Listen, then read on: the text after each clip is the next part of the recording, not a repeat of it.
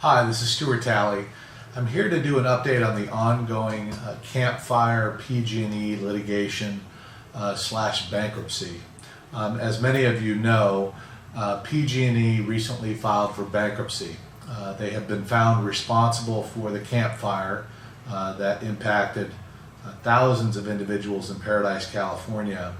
And as a result of their fire liabilities, PG&E ended up filing for bankruptcy. Now there's a very important deadline coming up in the bankruptcy proceedings, and that deadline is October 21st.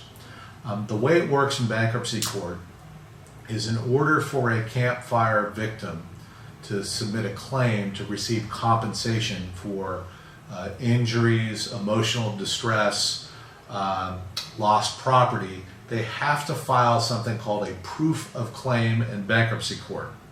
And recently the court set what's called a bar date of October 21st. That is the last day that you can submit a claim into the bankruptcy proceeding. If you miss that deadline and don't file a claim by October 21st, you will not be entitled to compensation through the bankruptcy proceedings.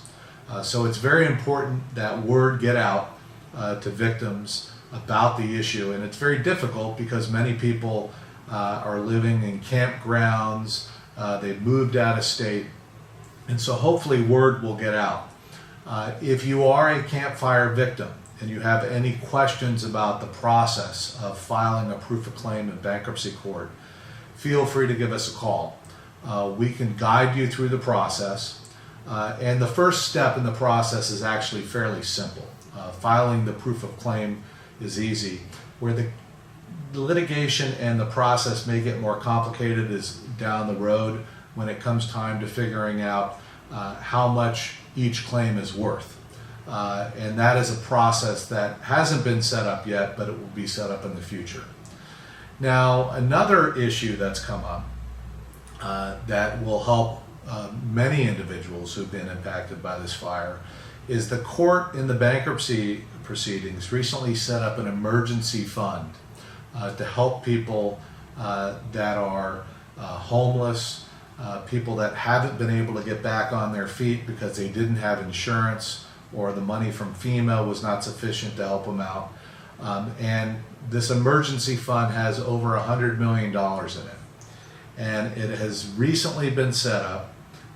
There is a mediator / retired judge who's going to be in charge of setting the criteria by which people can make a claim on that fund. It is currently being developed and set up, and the process is in the works. We've been told that it should be fairly soon before that process is up and running. So if you find yourself, unable to stay somewhere, you don't have a home, you don't have insurance, feel free to call us and we can help guide you through that process. The best way to reach us is by calling the phone number on the screen, or you can go to our website, fill out one of our online forms, and a lawyer will call you right back.